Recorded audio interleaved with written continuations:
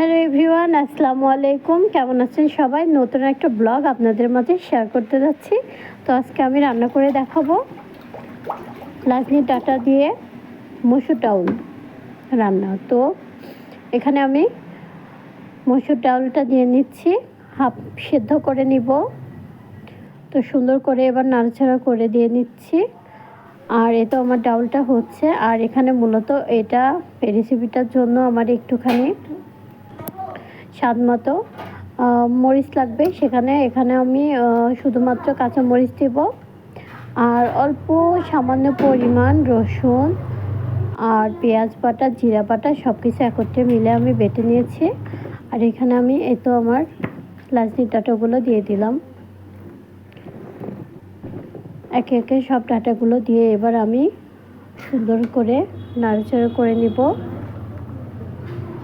কিছুক্ষণ আমি আগে নাড়াচাড়া করে নিব, তারপরে সব উপকরণগুলো একে একে এর মাঝে দিয়ে দেব। এই তো লাজনি ডাঁটা সাধারণত একটু মোটাগুলো খেতে ভালো লাগে, নয়তো এটা তিতা লাগে, ভালো লাগে না। এই তো আমি এখানে ধনিয়া গুঁড়ো দিলাম, লবণ দিলাম, হলুদ দিলাম, আর যে মশলাটা বেটে রেখেছিলাম আগে সেটা দিয়ে নিলাম। নিয়ে এবার উলট পালট করে সুন্দরভাবে নাড়াচাড়া করে নিব, যেন মশলাগুলো একত্রে সবটা মিলিয়ে যায়। এবার একটু একটু করে কয়েকবার সামান্য একটু পানি দিয়ে আমি এটাকে কষিয়ে নিব।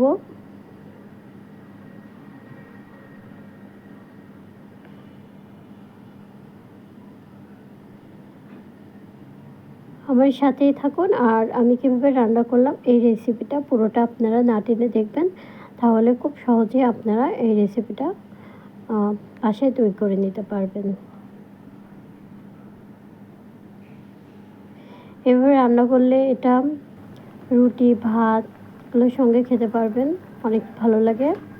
তো এই তো আমি আবার একটুখানি পানি দিয়ে নিচ্ছি, আর সুন্দরভাবে বারবার করে নাড়াচাড়া করে দিচ্ছি, যেন আমার ডাঁটাগুলো সুন্দরভাবে হয়ে যায়, কোথাও কোনো কাঁচা বা আধা সেদ্ধ এমন না থাকে, পুরোটা যেন সেদ্ধ হয়ে যায় সেভাবে। এজন্য আমি একটু পরপর বারবার করে নাড়াচাড়া করে নিচ্ছি।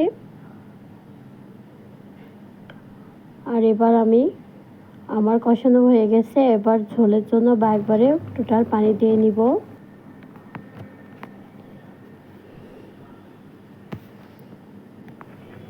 কিন্তু একটা জিনিস আপনারা হয়তো খেয়াল করেননি, আমি কিন্তু এখানে কোনো রকম তেল দিই নাই। আমি কিন্তু পরে এটা আমার হয়ে যাবে, আর কিছুক্ষণ হওয়ার পরে এটা আমি নামিয়ে নিয়ে তারপরে কিন্তু আমি এটাতে তেল দেব। তো এটা আমার হয়ে গেছে, এটা আমি নামিয়ে নিয়েছি।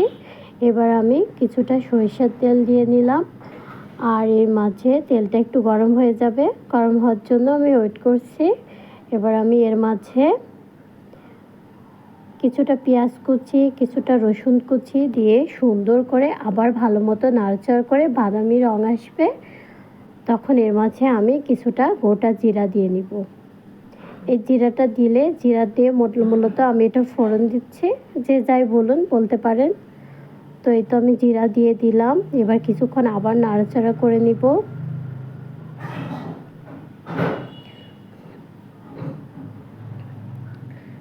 এটা আমার হয়ে এসেছে। এবার আমি আমার সেই ডাঁটাগুলো, ডাউল দিয়ে ডাঁটা রান্না করা, এই তো এবার দিয়ে দিলাম। এত সুন্দর সুঘ্রাণ বের হচ্ছে, এভাবে কোনো কিছু মাছ মাংস ছাড়াই অনায়াসে আপনারা খেয়ে নিতে পারবেন। আর মুখে যদি রুচি না থাকে, অসুস্থতা থাকলেও এই খাবারগুলো কিন্তু খেতে বেশ ভালো লাগে। সঙ্গে যদি লেবু থাকে তাহলে তো আরোই ভালো লাগবে। তো এভাবে আপনারা রেসিপিটা তৈরি করবেন, বাসায় করে অবশ্যই খাবেন, কারণ সারা বছরই লাজনির ডাঁটাটা পাওয়া যায়। আর মাঝে মধ্যে এই ডাঁটাগুলো খাওয়া আসলে অনেক ভালো স্বাস্থ্যের জন্য। এই তো আমার ভিডিও দেখার জন্য অনেক ধন্যবাদ।